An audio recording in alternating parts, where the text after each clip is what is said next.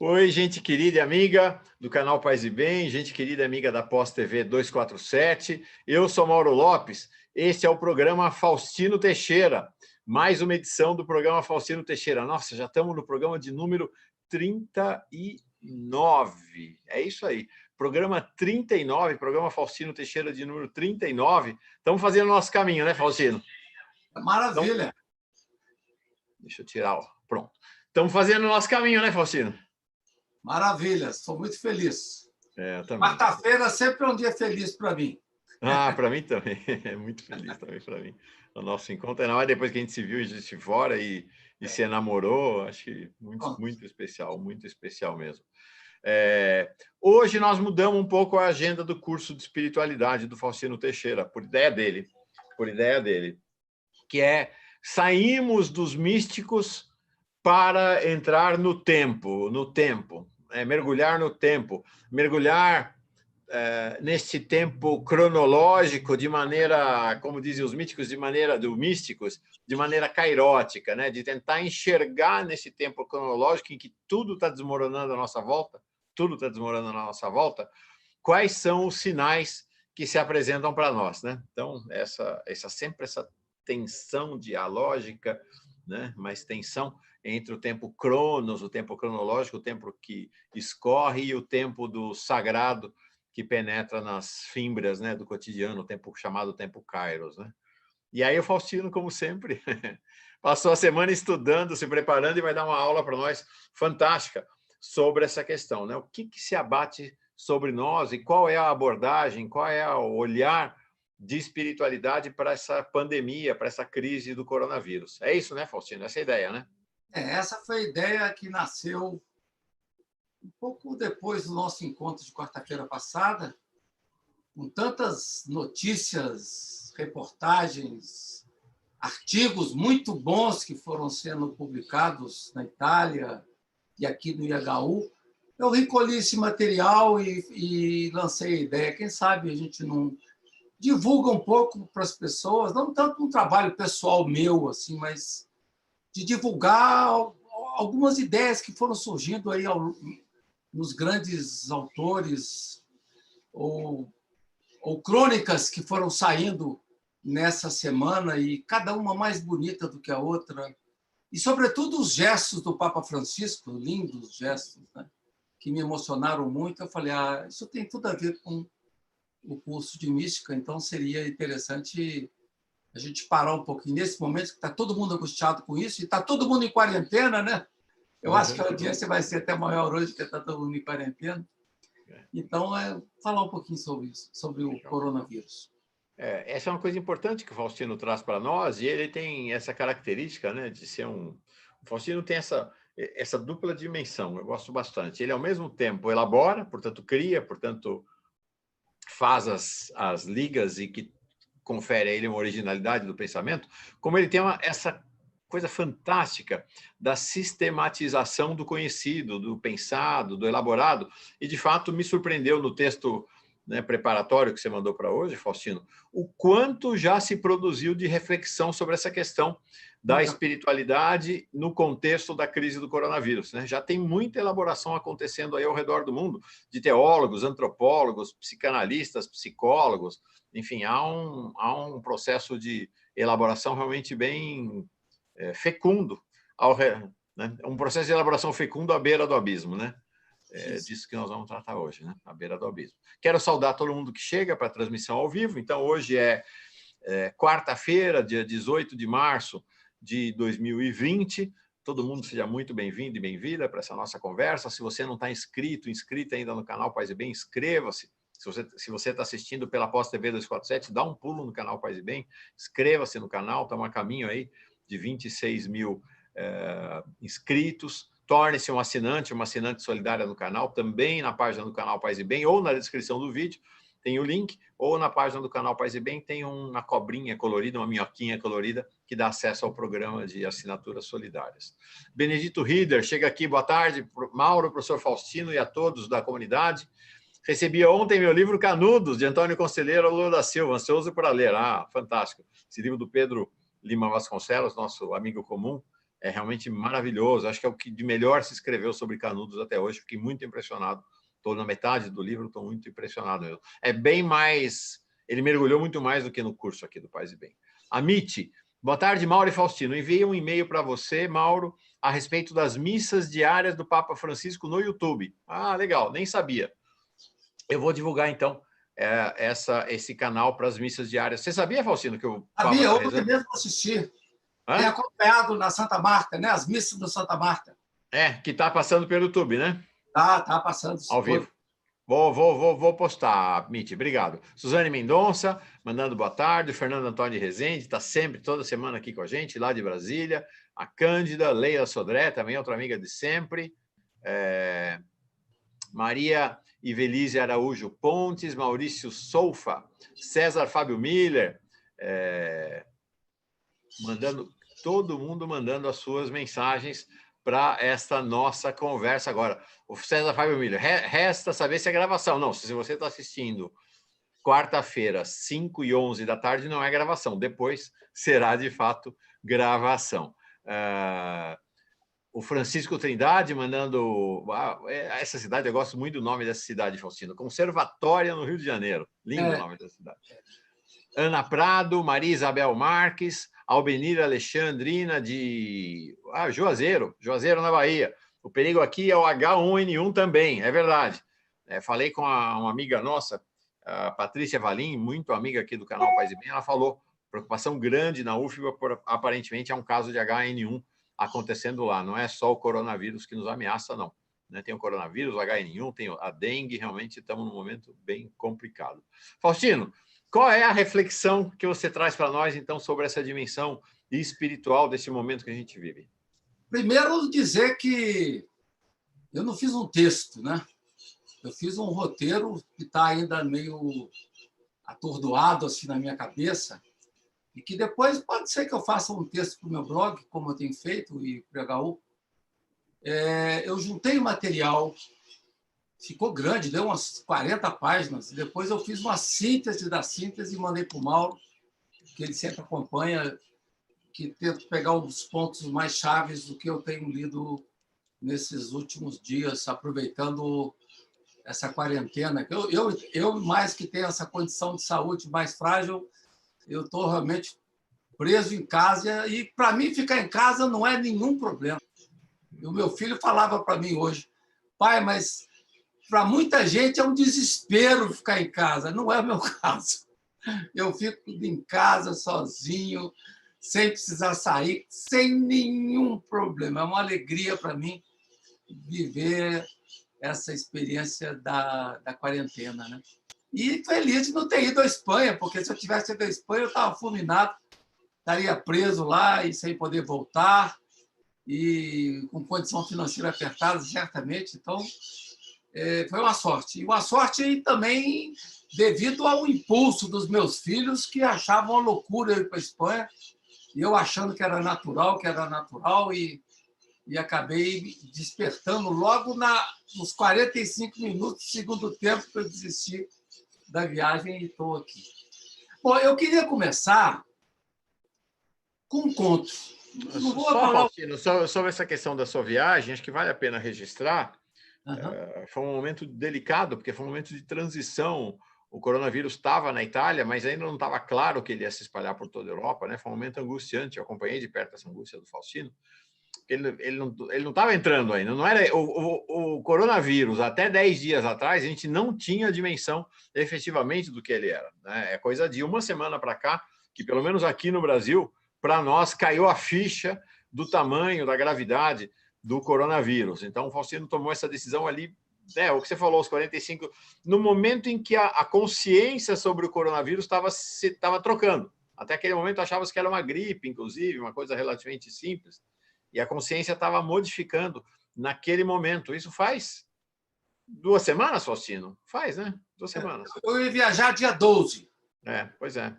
Então, faz 2 semanas atrás, foi uma semana antes da viagem, pouco mais de 2 semanas. E a segunda questão é que foi interessante, porque a decisão do Faustino de adiar esta ida a Múrcia, na Espanha, onde ele iria receber o prêmio, ela foi decisiva para que o evento fosse cancelado. né? Que o evento fosse cancelado. Já havia 3 italianos cancelados, mas ali o organizador do evento, seu amigo, tomou consciência de que não, pera lá, esse negócio aqui também não está, né? Essa mudança de consciência na Espanha aconteceu mais ou menos simultaneamente também, né? Foi cancelado o evento e foi transferido para maio do ano que vem, e eu espero poder estar lá, sem dúvida. É isso aí.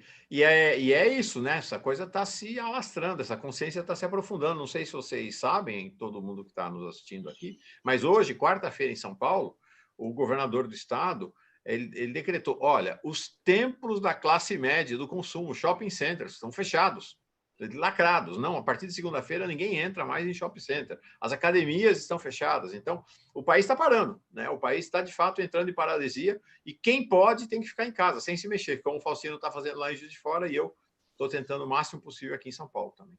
Ainda mais nós que, no meu caso, que tenho acima de 60 anos, somos o grupo de risco, né? Grupo de risco. É isso aí. Bom, mas eu queria começar com um conto que eu já contei aqui. Eu não vou falar o conto todo, mas eu quero pegar um trecho do conto do Nabokov, que é um grande romancista russo. Eu sou apaixonado por ele, que gosta muito das borboletas, que gosta muito da natureza. E o conto dele chama A Palavra, que conta a história dos anjos e do grito da terra. E eu vou ler só um trechinho para abrir o nosso encontro.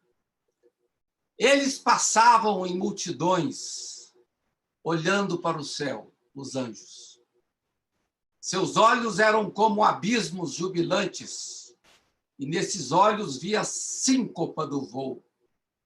Vinham com um passo deslizante coberto de flores.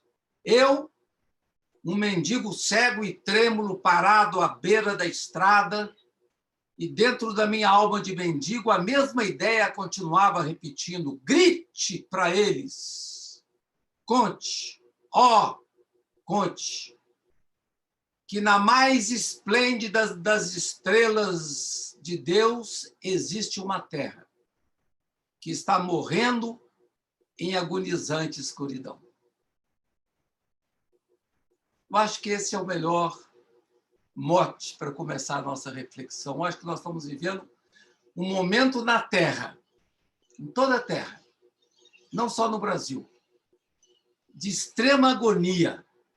As pessoas estão umas mais atemorizadas que as outras. Eu não estou tão atemorizado como alguns de meus filhos, alguns de meus amigos, mas há um temor, há uma angústia que paira nessa nossa atmosfera que provoca as raízes da espiritualidade. Por isso que essa discussão que eu tentei encaixar em alguns eixos para a gente tentar mostrar, a começar pelo quadro das pandemias que assolaram os nossos séculos 20 e 21. Essa não é a primeira pandemia e não será a última.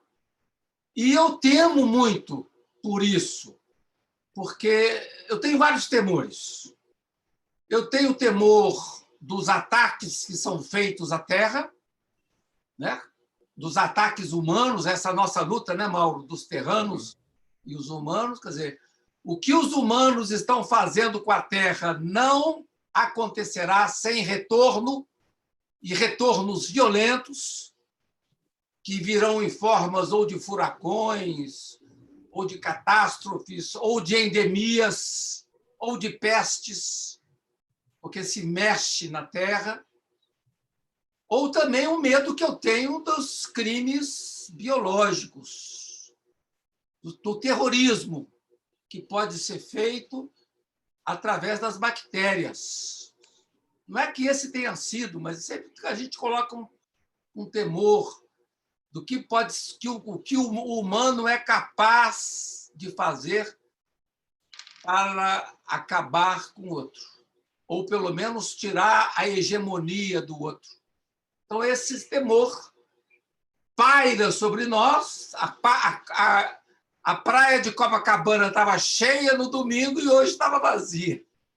Então, ou seja, as pessoas vão se adentrando nas casas, atemorizadas. Isso tem muitas consequências que nós vamos ver aqui ao longo da reflexão de hoje, tratada por psicanalistas, né? O Faustino, a Magda Campos Pinto está perguntando se pode repetir o nome do autor do conto. É o Vladimir Nabokov. Nabokov, com V mudo no final, Vladimir Nabokov. E, de fato, me parece que a última frase que você leu aqui é muito, muito forte mesmo, né, Faustino? Essa frase dele, esse trecho que ele lê de A Palavra, do conto A Palavra, do Vladimir Nabokov, termina assim: conte que na mais esplêndida das estrelas de Deus existe uma terra que está morrendo em agonizante escuridão. É disso que a gente fala, né, Faustino? É disso que a gente fala. É disso que a gente tem falado, né, Mauro? Sim. A gente tem falado isso com um toque de alegria, de esperança, de otimismo, que faz parte de nós, mas nem todo mundo tem a estrela do otimismo dentro do coração, né? Uhum. Então, para muitas pessoas, lidar... Eu estou aproveitando as noites, todas as noites aqui, e estou assistindo grandes clássicos do cinema. Estou assistindo Jean-Luc Godard, Agnes Varda, Ingmar Bergman, filmes que trabalham a temática do nosso tempo, né? Lars von Trier, né? Então, nem todo mundo capta do mesmo jeito esse ambiente difícil que nós estamos vivendo, né? Mas eu queria dizer que não é a primeira pandemia, nem será a última. E eu acho que nós estamos brincando com uma coisa muito grave, que é a Terra. Então, esse humano no antropoceno está agindo hegemonicamente sobre a Terra, e a Terra, como Gaia, ela está reagindo de forma violenta e vai reagir de forma cada vez mais violenta, com as grandes sedes, grandes fomes, grandes enchentes, grandes avalanches, né? Essa situação que nós vivemos. Uhum. Mas não é a primeira pandemia. Só para a gente... Um dos livros que me serviu de ajuda, estou com ele por aqui, é de um historiador francês chamado Jean Delumeau, A História do Medo no Ocidente. Ele relata a história do medo no Ocidente. E ele mostra no livro, é um livro muito interessante, publicado pela Companhia das Letras, é um clássico historiador francês, morreu tem pouco tempo. Ele fala, por exemplo, de 1918, com a gripe espanhola, que matou 100 milhões de pessoas. Quer dizer, não é novidade essa nossa, né? Ele fala da gripe asiática, que matou quase 1,5 milhão de pessoas, 1957. 1968, a gripe de Hong Kong. Depois, a gripe suína, em 2009. Depois, a síndrome da doença respiratória, em 2003, a SARS. Depois, a AIDS, o HIV, com 36,5 milhões de mortos. Depois, o Ebola na África, com 11.323 mortes. Depois, a Zika, com tantos relatos de microcefalia. Ou seja, as pestes elas abundam no século XX e XXI. Uhum. E abundavam antes também, né? Outras epidemias que marcaram o passado, como a peste, sobretudo entre os séculos XIV e XVIII. O tifo nos exércitos da Guerra dos 30 Anos. Depois, a varíola, que é tão tratada no livro Grande Sertão Veredas, né? Tem uma passagem das mais fortes do Grande Sertão Veredas, que ele fala da epidemia da varíola no sertão e o terror que aquilo provocava nas pessoas. E depois a gripe pulmonar, a disenteria, o cólera, o famoso livro do Gabriel Garcia Marques, falando do amor nos tempos do cólera. Então, quer dizer, a epidemia não é uma novidade para nós. E não será a última. Isso que nos atemoriza mais. Virão outras e cada vez mais violentas se nós não mudarmos a nossa perspectiva. Agora, uma coisa interessante, Mauro, eu estava relendo o meu texto para falar hoje à tarde, e meu filho, lá de Amapá, ligou para mim. Ele tinha publicado um texto ontem muito bonito que eu mandei para você, e saiu publicado no IHU, Daniel, analisando a relação do coronavírus com o antropoceno, né? Que foi muito interessante a relação que ele faz. E ele passou uma matéria que não sei se você viu, Mauro, que fala que ao menos tem um elemento positivo no coronavírus. O coronavírus está possibilitando uma menor emissão de toneladas de gás carbônico por dia. Então, ou seja, é capaz do mundo conseguir chegar ao parâmetro estabelecido pelo Encontro de Paris para poder reduzir o que a Greta Thunberg está lutando tão fortemente em favor da redução do aumento climático. Essa epidemia está favorecendo justamente isso. Ó. O mundo está a emitir menos 1 milhão de toneladas de dióxido de carbono por dia, com a quebra no consumo de petróleo devido à pandemia do Covid-19. Olha que coisa impressionante.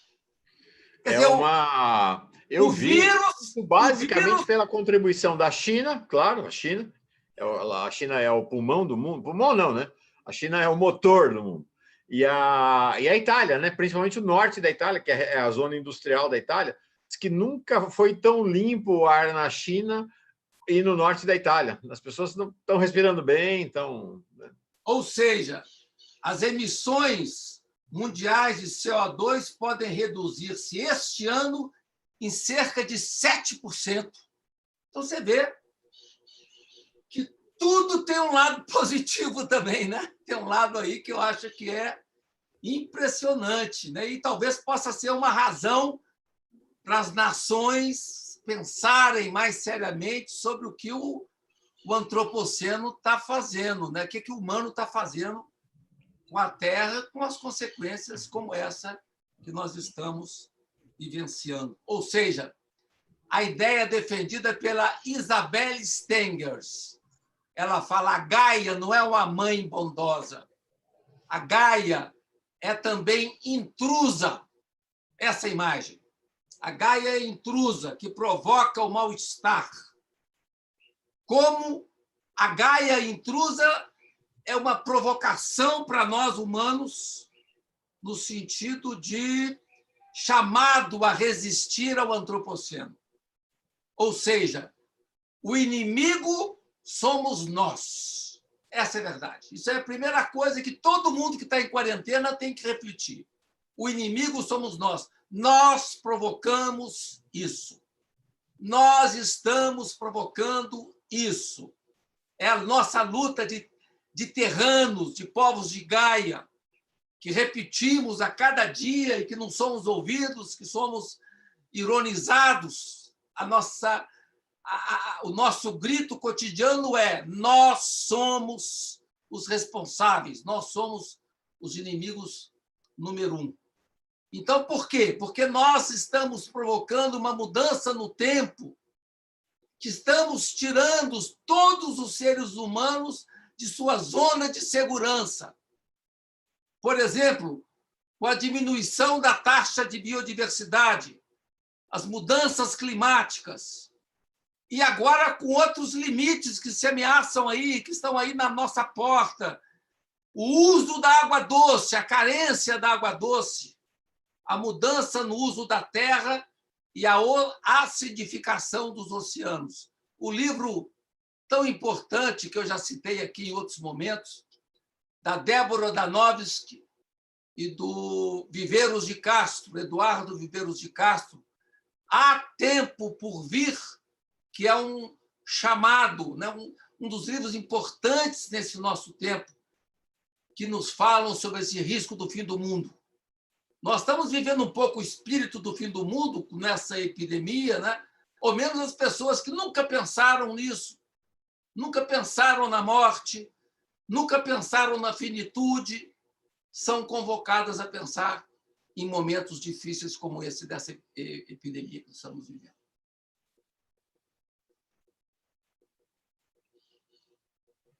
Tinha emudecido aqui. Não, fantástico, Faustino. Acho que é isso. A gente foi empurrado para os limites de nós mesmos, né? Para os limites do planeta e para os limites de nós mesmos. Essa situação incrível, porque nós nos definimos, cada um de nós, pelas nossas fronteiras. Elas é que nos definem, né? São as nossas fronteiras que definem quem nós somos, né? Porque se não tivesse fronteiras, você estava expandido, você era o infinito. Então, elas nos definem. E, de repente, as fronteiras ficaram muito menores. Eu não posso mais entrar na Europa, eu não posso, se eu estou em Portugal, eu não posso sair de Portugal para voltar para o meu país. Então, as nossas fronteiras, que eram amplas, foram se tornando como se fosse agora a camisa de força sobre a humanidade. Uma camisa de força que ela se autocolocou, né? E nem todo mundo está preparado para isso, porque as pessoas não estão acostumadas a ficarem sozinhas. A não ser quem trabalha com mística, né?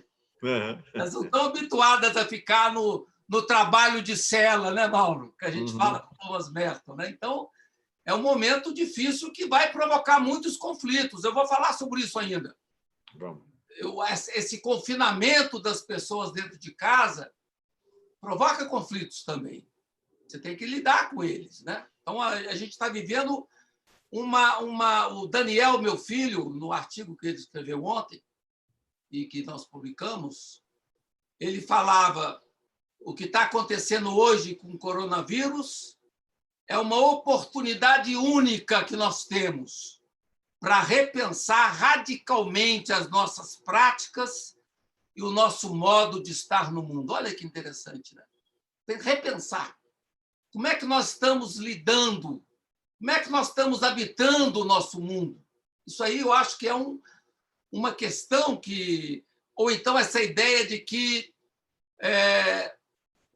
o egoísmo como vírus social que alimenta a epidemia.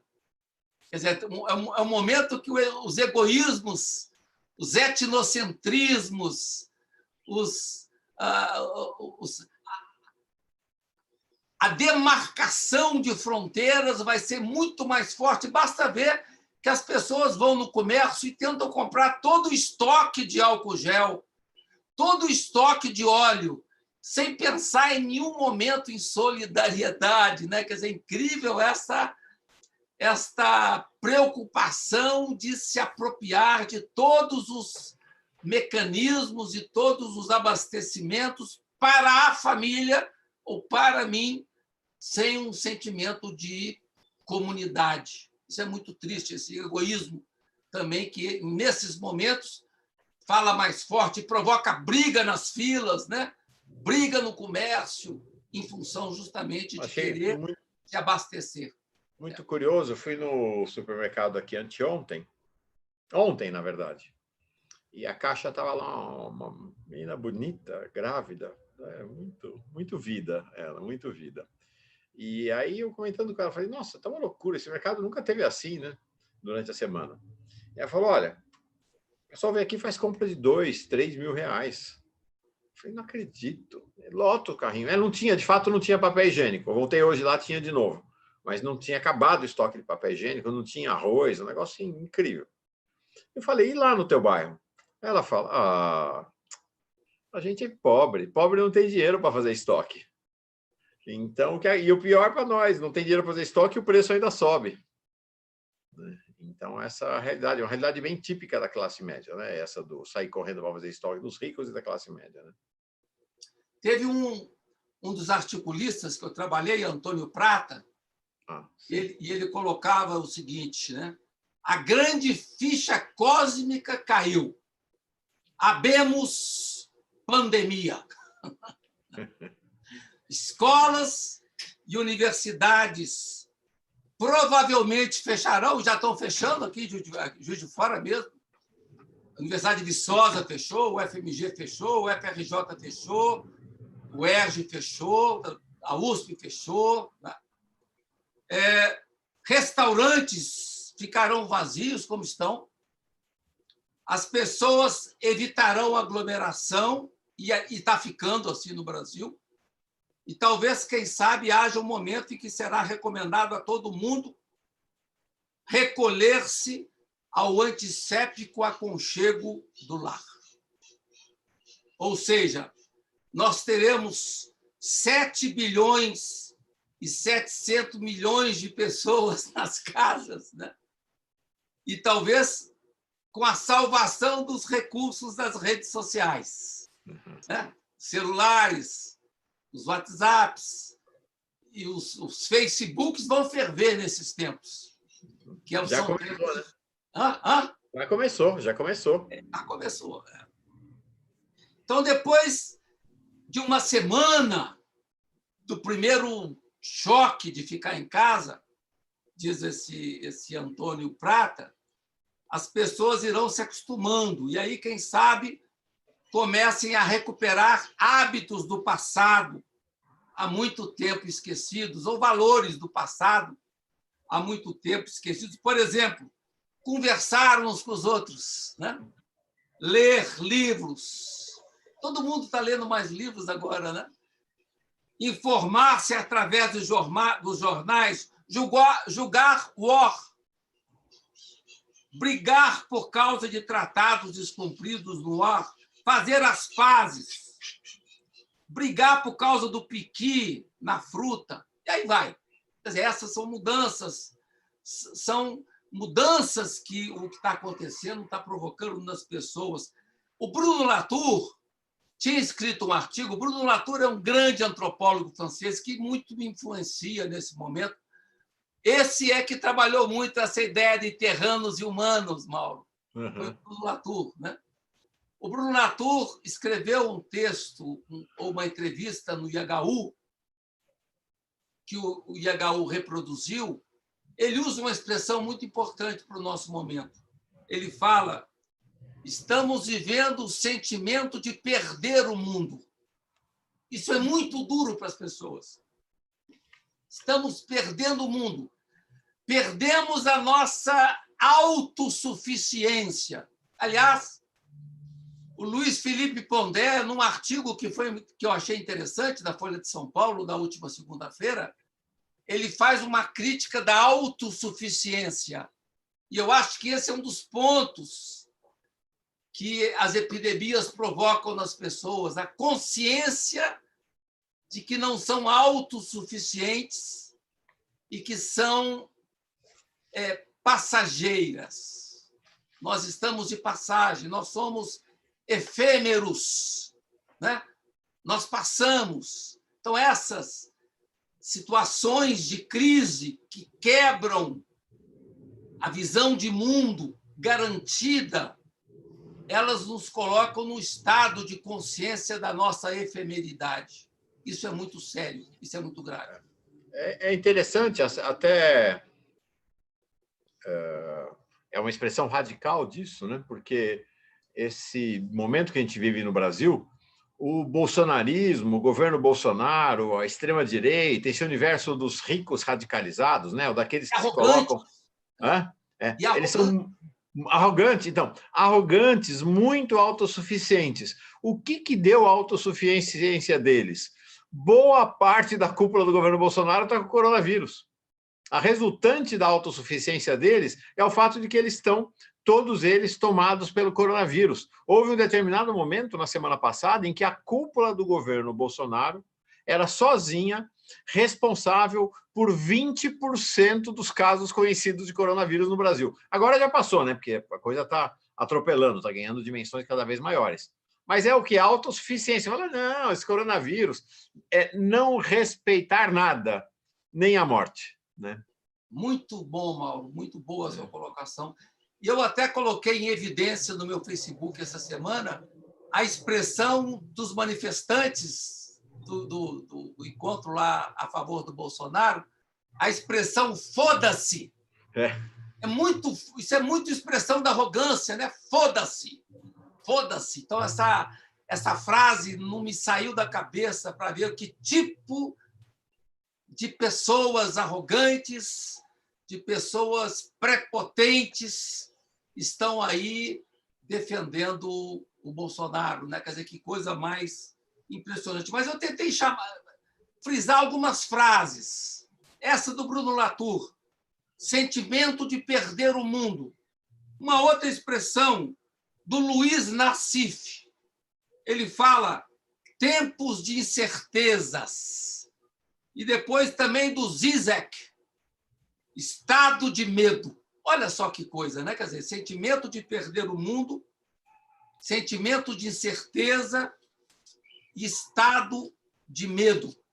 Uhum. O Bruno Latour, ele vai falar, eu cito aqui, antes a angústia que a natureza nos causava vinha do fato de que éramos pequenos demais e a natureza era imensa. Veja Blaise Pascal, né? A imensidão da natureza. Agora, no Antropoceno, temos o mesmo tamanho, influímos em como a Terra se comporta, isso é o Antropoceno, e é desorientador, por exemplo, para os jovens que se manifestam contra a mudança climática, da extrema esquerda à extrema direita. Todas as posições políticas estão marcadas pela angústia.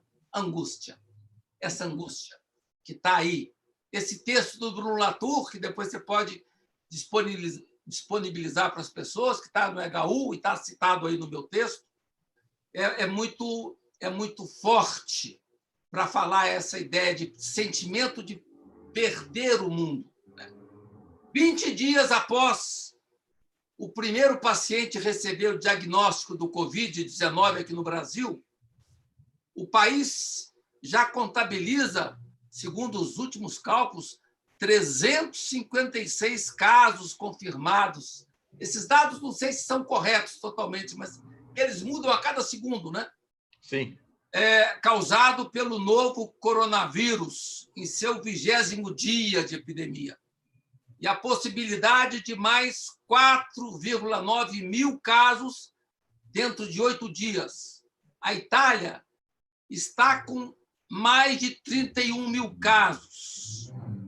Mais de 31 mil casos. E a Espanha com mais de 11 mil casos. O Irã com mais de 8 mil casos. Então, você vê que é uma coisa... É a globalização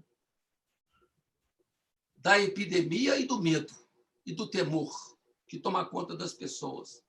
O risco do isolamento e da irrupção da conflitividade. Aqui eu cito um artigo, esse artigo é fantástico, é um dos melhores que eu li, chamado O Egoísmo, o vírus social que alimenta a epidemia, de uma psicanalista italiana chamada Elisabetta Ambrosi.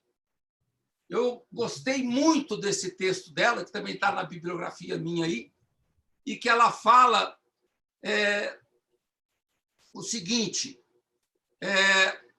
começamos muito mal, diz ela, despreparados para a emergência. Aliás, nós estamos despreparados. Ontem eu vi um vídeo de 6 minutos do Bill Gates. Fiquei impressionado com o vídeo do Bill Gates, que um filho meu passou para mim. Ele falando como que nós estamos despreparados para isso, para essas epidemias. Totalmente despreparados. A saúde está despreparada, os cientistas estão despreparados, nós não temos estruturas para poder enfrentar essas epidemias. É um vídeo pequeno, eu não botei na minha bibliografia, não, mas se acha fácil no YouTube. Então, essa psicanalista fala: começamos muito mal preparados, despreparados para a emergência. Oscilávamos entre a negação dos enormes problemas e uma espécie de deliberada ilusão de que tudo teria se arrumado sem a nossa participação. Além disso, acrescenta a intolerância a todos os limites de nossos desejos, o pequeno egoísmo cotidiano, o narcisismo, todos os elementos que produzem essa atitude de raiva generalizada contra o mundo, denunciada corajosamente num livro que eu acabei de comprar, não chegou ainda para mim, da Nicoletta Gosio, chamado Inimigos Meus, a pervasiva raiva cotidiana. Ou seja, essa situação do vírus hoje, confinando as pessoas dentro de casa, pode provocar solidariedade, é o que esperamos, mas pode provocar muitas tensões também, muitos conflitos, porque muitas vezes o fato da pessoa estar fora de casa, ela está protegida dos conflitos. Quer dizer, se ela se confina em casa 24 horas por dia, com poucas saídas, a tendência de haver tensões internas também é grande, né? Então, o vírus pode favorecer a redescoberta da intimidade, mas pode também enfatizar as tensões que já estão presentes no mundo da família, mas que não explodem em razão dos arranjos institucionais das pessoas de poderem lidar com o universo da casa e com o universo da rua. Enquanto você estava falando, Faustino, eu realmente fiquei bem impressionado com esse... Bom, o Latour, que é fantástico, e com o texto da Elizabeth Ambrosi, que eu nunca tinha ouvido falar dela, com a menção que você fez. Na descrição do vídeo de hoje, eu tinha selecionado exatamente esse parágrafo dela para ser representativo aí da nossa conversa. E eu coloquei, enquanto você falava, Faustino, gente, na descrição do vídeo, então, já está o link para o artigo que se refere a essas formulações do Latour e para o texto da Elizabeth Ambrosi. Então, se você quiser mergulhar um pouco mais, se aprofundar, pode clicar na descrição do vídeo, tem as referências, os links. Eu acho que é um dos textos que eu mais gostei dela, né? E ela coloca uma coisa também que é muito bonita, na mesma linha do Marco Lucchesi. O Marco Lucchesi também deu uma entrevista no Globo muito bonita. Eu tenho achado o Marco Lucchesi um dos grandes pensadores do Brasil hoje, é o presidente da Academia Brasileira de Letras, é um grande amigo. E ele, em momentos de crise, ele tem dado palavras muito bonitas, né? E ele tem colocado numa linha de otimismo, no sentido de que o coronavírus pode possibilitar uma redescoberta da intimidade. Isso é mística, né?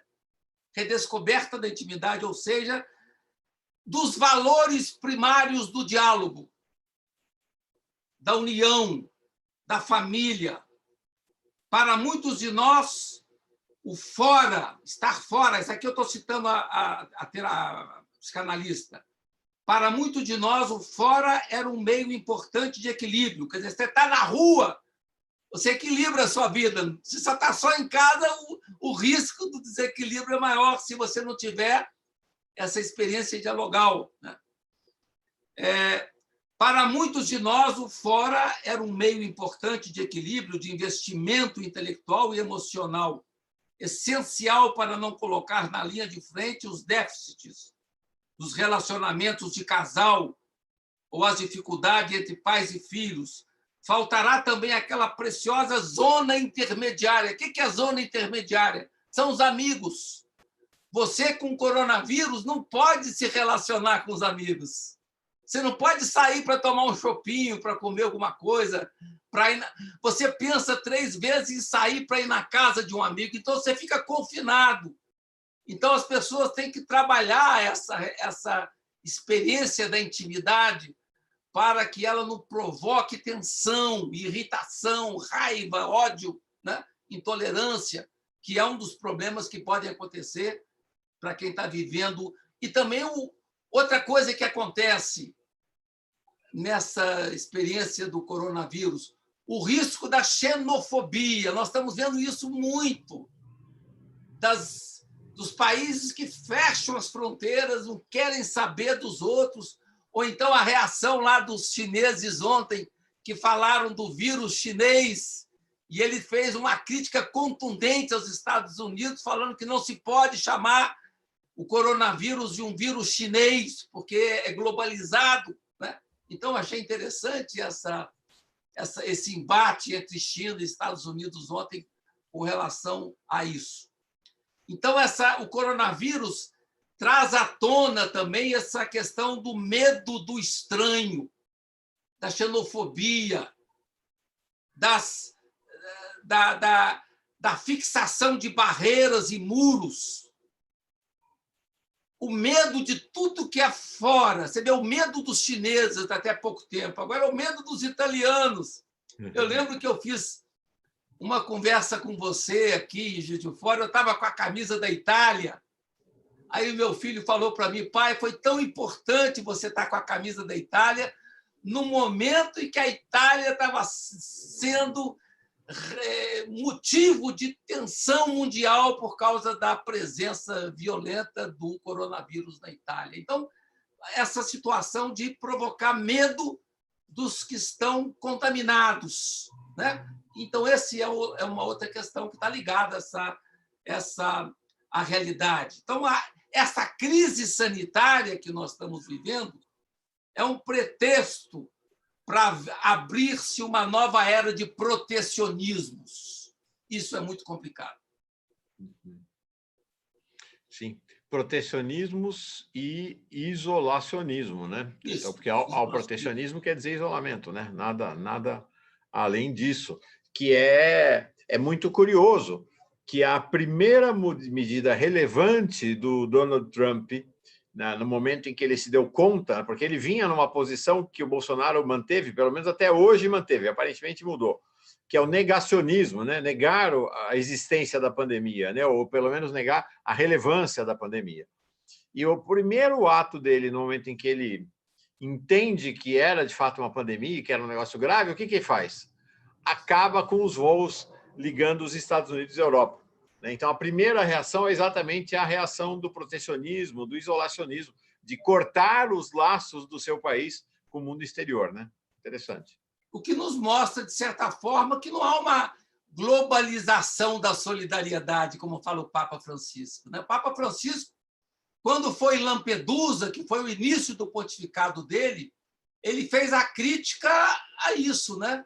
Quer dizer, a carência de uma globalização da solidariedade, porque os refugiados que vinham pelo mar do Mediterrâneo não eram aceitos pela Itália, muitos morreram afogados, muitas crianças, jovens e velhos que tentavam recomeçar a vida em outros países não eram acolhidos nos seus países. Então, essa insensibilidade também se manifesta, sobretudo, em momentos de crise mais forte, como as que nós estamos vivendo nesse momento atual, né? Quer dizer, esse medo aos que são de fora. Isso, então, são os temores que rondam o coronavírus. Agora, quais são as possibilidades que o coronavírus favorece para fazer o contraponto? Quais são as possibilidades? Aqui, o historiador Máximo Fagioli, é muito interessante o artigo dele. Ele fala: vivemos um momento extraordinário para o mundo. Extraordinário para o mundo. De quê? De possibilidade de solidariedade. Inclusive de possibilidade de solidariedade das igrejas. Você vê que, por exemplo, em Roma, num primeiro momento, se decidiu fechar todas as igrejas. Aí o Papa Francisco interveio e falou: não, as igrejas têm que estar abertas. E as igrejas ficaram abertas. Então, esse testemunho importante de solidariedade, que esse momento favorece como um momento extraordinário para justamente... Aqui é uma expressão que eu uso aqui de um texto que não está aí na biografia, que eu peguei hoje, do Edgar Morin. Ele fala: os confinamentos podem nos ajudar a começar uma desintoxicação do nosso modo de vida. Desintoxicação do nosso modo de vida. É fantástico essa reflexão do Edgar Morin, né, para mostrar justamente que a mundialização pode provocar solidariedade e um questionamento ao nosso modo de vida, né, ou com uma desintoxicação do nosso modo de vida. O que é a espiritualidade, Mauro? A gente fala o tempo todo. A espiritualidade provoca uma desintoxicação do nosso modo de vida, sem dúvida. Então, é um momento extraordinário Outro que colocou de forma muito bonita a reflexão nesse momento para falar das possibilidades do coronavírus foi o Christian Dunker, nosso grande amigo. A sua linda entrevista com ele. Ele fala: o coronavírus é um chamado à humildade. Diz ele, do ponto de vista de nossa angústia, o coronavírus não poderia ter um nome melhor, porque ele nos tira do trono de nós mesmos. O coronavírus nos tira do trono de nós mesmos, né? O nosso narcisismo se dobra com o coronavírus. Essa é a fala do Christian Dunker.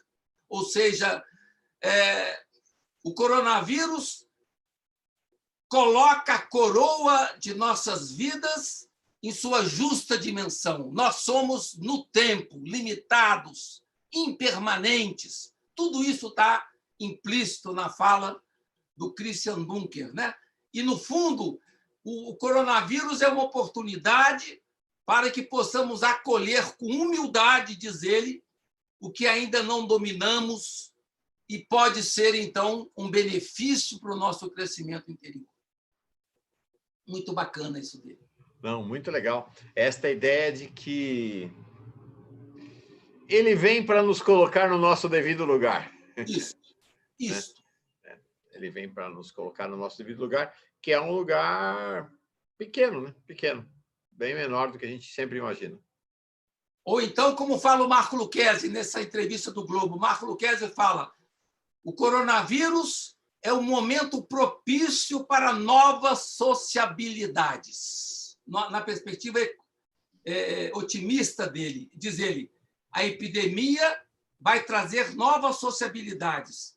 É o momento de reconfigurar novos fluxos e novas biopolíticas. Então, é uma oportunidade.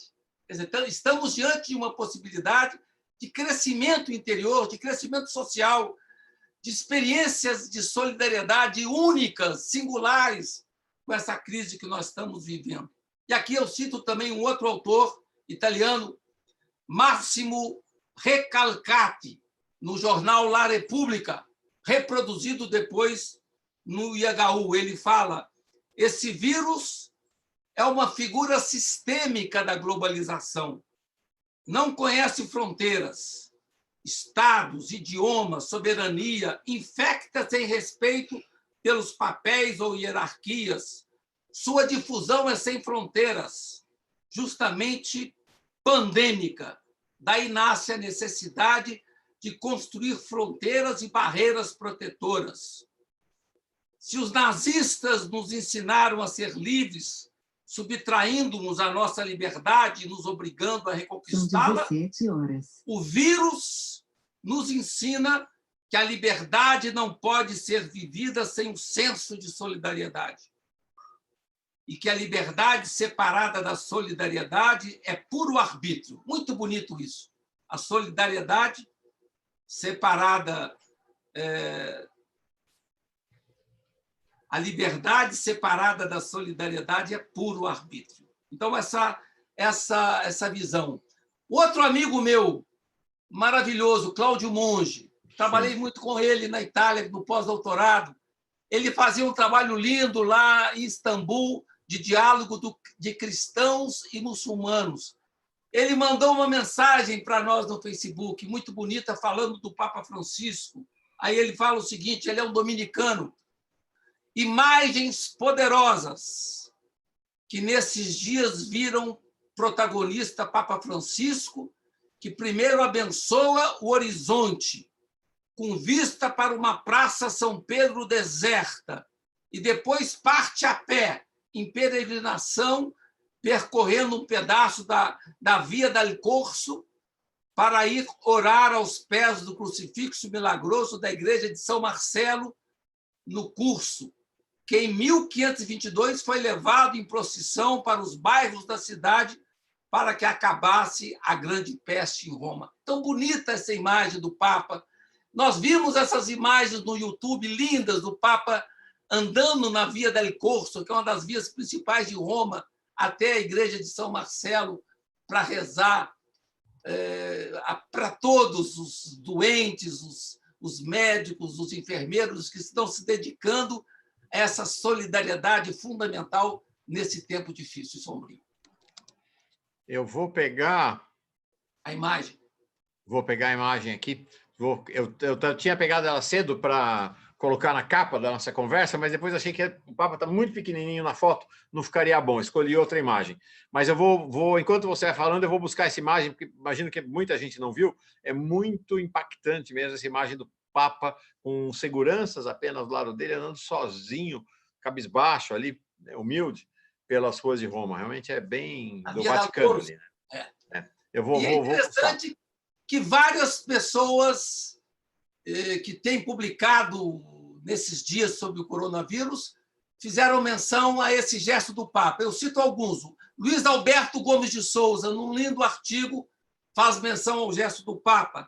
Outra pessoa é o monge Enzo Bianchi, italiano, falando também desse gesto do Papa e criticando a igreja italiana, quer dizer, mostrando o contraste entre o gesto de solidariedade do Papa e a visão fechada da igreja italiana, que queria fechar simplesmente as igrejas e ceder aos apelos do Estado contra a possibilidade da solidariedade.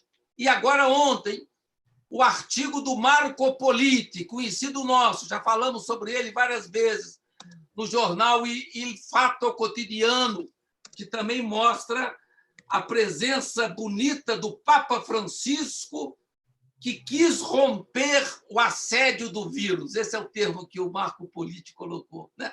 Papa Francisco, que rompe o assédio do vírus, que vai tentar mostrar justamente o passo fundamental do seu pontificado, que é a crítica à globalização da indiferença.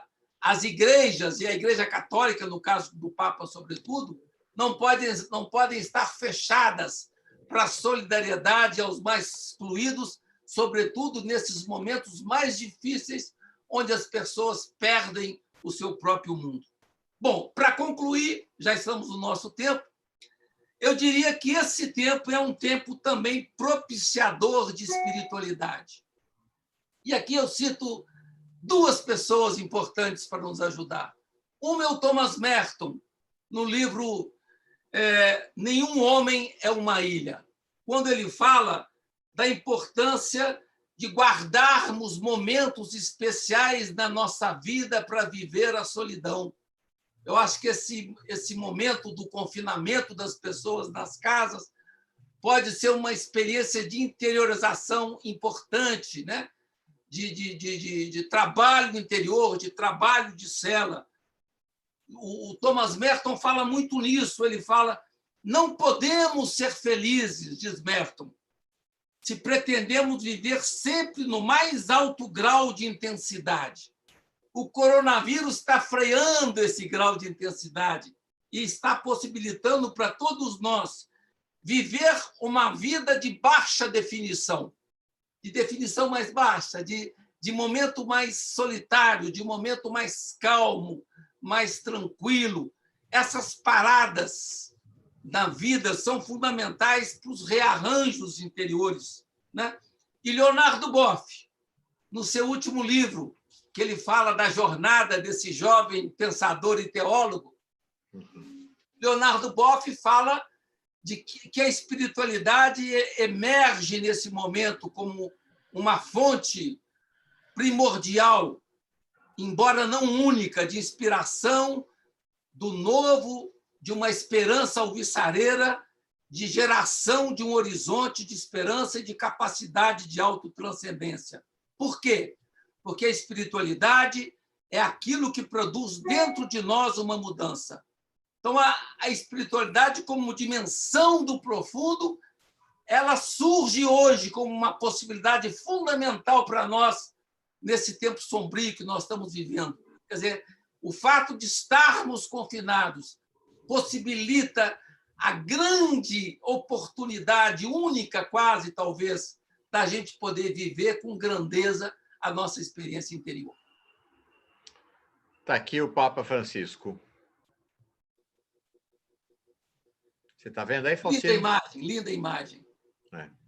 Então, é o Papa Francisco andando aqui, vocês estão vendo, né? Alguns Essa seguranças. é a Via del Corso, e lá no fundo da Praça Veneza. Isso, aqui atrás. Isso. Aqui atrás da Praça Veneza. E o Papa aqui, né? O Papa Francisco cabisbaixo, andando sozinho, né? Em meditação. O que a gente está assistindo alguns formatos novos, né? Tessitura de redes de apoio aos mais velhos.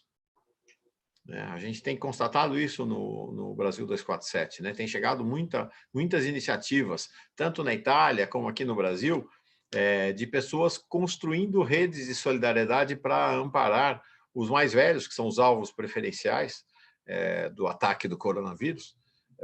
Então, em condomínios, as pessoas organizando solidariamente. Uma iniciativa bonita que está sendo feita na Itália e que vai para o mundo inteiro. Os violoncelistas pediram para cada violoncelista em cada parte do mundo tocar a Ave Maria de Schubert e vão colocar em rede, né? Quer dizer, essa Ave Maria em rede pelos violoncelistas das várias partes do mundo como um canto de solidariedade global. Né?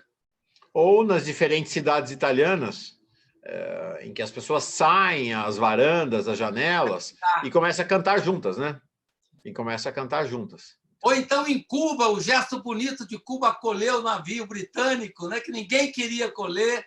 Quer dizer, são gestos de solidariedade. Mas eu queria citar duas passagens do Papa Francisco para terminar, agora, recentes. Uma, ele fez depois do Ângelus, de 15/3/2020, que ele falou: nessa situação de pandemia em que estamos a viver, mais ou menos isolados, somos convidados a redescobrir e aprofundar o valor da comunhão que une todos os membros da Igreja. E a segunda, continuamos a orar pelos doentes, disse o pontífice, em conjunto, no início da missa. O Papa disse: é uma ocasião bela para reencontrar os verdadeiros afetos com uma criatividade na família.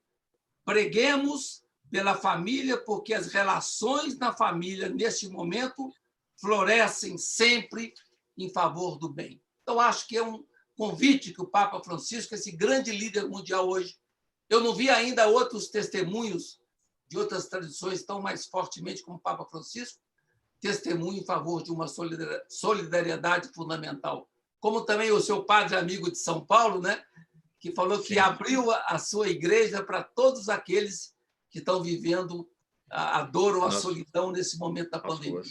É o padre Júlio Lancelotti, né? A grande iniciativa de solidariedade em São Paulo neste momento, e no Brasil, o símbolo dessa solidariedade é a do Júlio Lancelotti, né? Que conseguiu, então, estar abrindo vagas para acolher moradores de rua eventualmente infectados pelo coronavírus.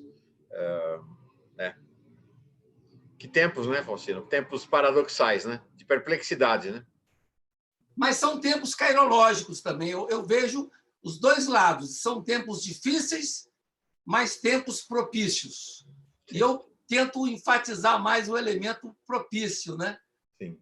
Acreditar que pode nascer uma nova solidariedade nesse momento difícil que nós estamos vivendo. Há elementos de mistério realmente fantásticos nesse processo que a gente está passando, né? Nesse isolamento.